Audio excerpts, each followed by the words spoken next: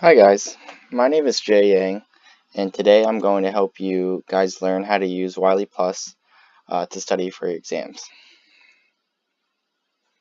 So first, a little bit about myself. I'm a junior at Penn State University, majoring in statistics, and I'm your WileyPLUS student partner for Stat 200, in case you didn't already know that. My hometown is Hershey, Pennsylvania, and a little fun fact about myself is that I like to travel, and this past summer I visited Banff National Park in Canada for their 150th anniversary. And so before we get started, I just want to talk a little bit about WileyPLUS. And to you guys, WileyPLUS might just be the website you guys do your homework on. But really, there are a lot of great interactive tools in WileyPLUS that can help you really prepare for your exams that you might not know about. So the purpose of this video is to show you guys how to take full advantage of WileyPLUS. And so my top 3 WileyPLUS tips / resources to get you ready for your exam are to number 1, utilize textbook examples and videos. Number 2, to use your homework assignments and use the feedback you get from your homework assignments in your gradebook to identify your strengths and weaknesses. And number 3, to use Orion, which is a great interactive practice tool that you might not know about. And so all 3 of these tips come back to the principle that practice makes perfect. Because while reading the textbook is great and all, which I definitely recommend doing because this is an online class, at the same time, just reading the textbook isn't good enough because you don't really know how well you know the material just by reading. Doing practice problems gives you a better sense of how well you really understand it and if you can apply the material you've been learning. And so tip number 1 is to utilize the textbook examples and videos, which there are really a whole lot of. And so textbook examples and videos are a great way to quickly test yourself and see if you know what is going on in that chapter or section. And if you don't worry, because there are step-by-step videos that guide you through how exactly you should be thinking and approaching a problem. And you can pause them and play them at your own pace, so you can really take as much time on as you need on a certain problem or concept. And so let's take a look at how you would do this in WileyPLUS. So really, you just have to go to Read, Study, and Practice. And here you can see that there are a whole bunch of video tutorials and video solutions that are available to you. And so in the textbook, you see that, there's the chapter and the information, cases and variables, blah, blah, blah. And down here, we see there's an example. And so this example is explain what each variable above tells us about the student with ID 1 in the first row of table 1.1. And so you'd click here to see table 1.1. This is just an example, but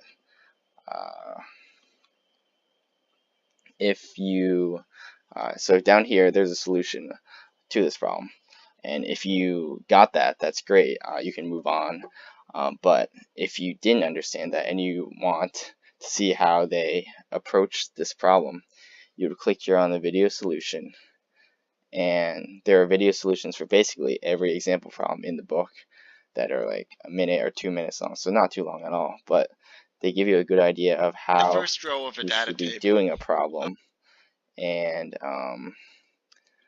like what exactly you should be looking for in each problem. So I think it's really useful to take a look at these problems if you're ever confused about a certain topic.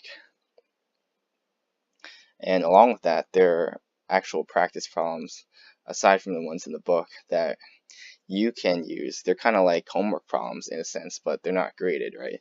So really, you can take as much time as you need, and give as many answer choices, try as many times as you want at it. So yeah, it's kind of like a low stress way to test your knowledge.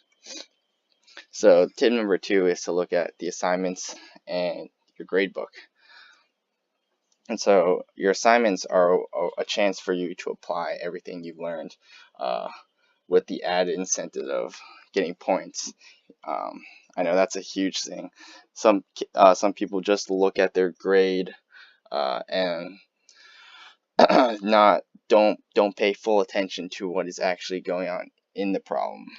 So you might just be doing it for the grade, but it's important to look back after you've done those problems and not just move past it, but also if you didn't do as well on it, make sure you fully understand that before you move on to the next topic, because a lot of topics and statistics really build upon each other.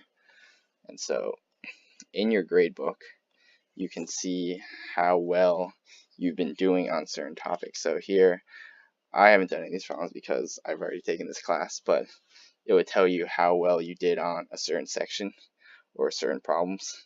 And so if you saw in a certain section that you got a 10 out of 10, then you probably mastered that topic pretty well, and you don't need to spend too much time on that when you're preparing for your exam.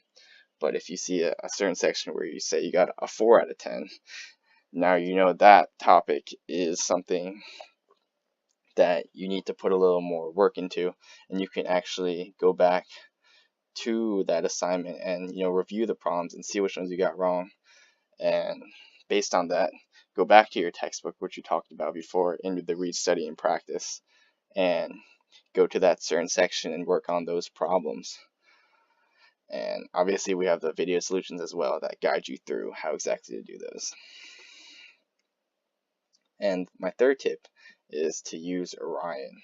And Orion is this really cool interactive tool that tailors problems based on how well you are doing in certain subjects. So it gives you another option to do practice problems, and it visually shows you your areas of strength and weakness. One note is that some of these problems might be more difficult than the actual exam problems, but if you can solve those problems really comfortably, then you really mastered the material then, because these problems can be pretty difficult. And so if we look at Orion here, I'm going to change to student view, but even down here you can see how it shows you graphs and stuff of how you're doing.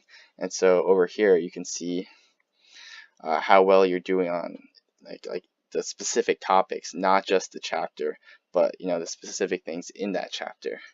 And so over here it also shows you how much time you spent on each chapter. So if you see a certain chapter where you spend a lot of time, but you've only answered a couple questions, that might be a topic that you need to work a little more on, because your exams are timed, and you want to be able to work at a comfortable pace where you're not rushing through it and just putting down random answers at the end.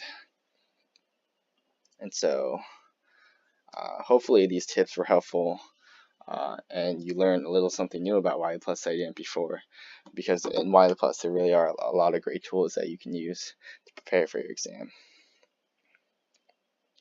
And so thanks for taking the time to listen today. And like I said, I'm your WileyPLUS student partner, so if you have any questions, feel free to contact me. I will be hosting virtual office hours in the near future. I will let you know exactly when those will be via email. But until then, thanks for listening, and good luck on your exam.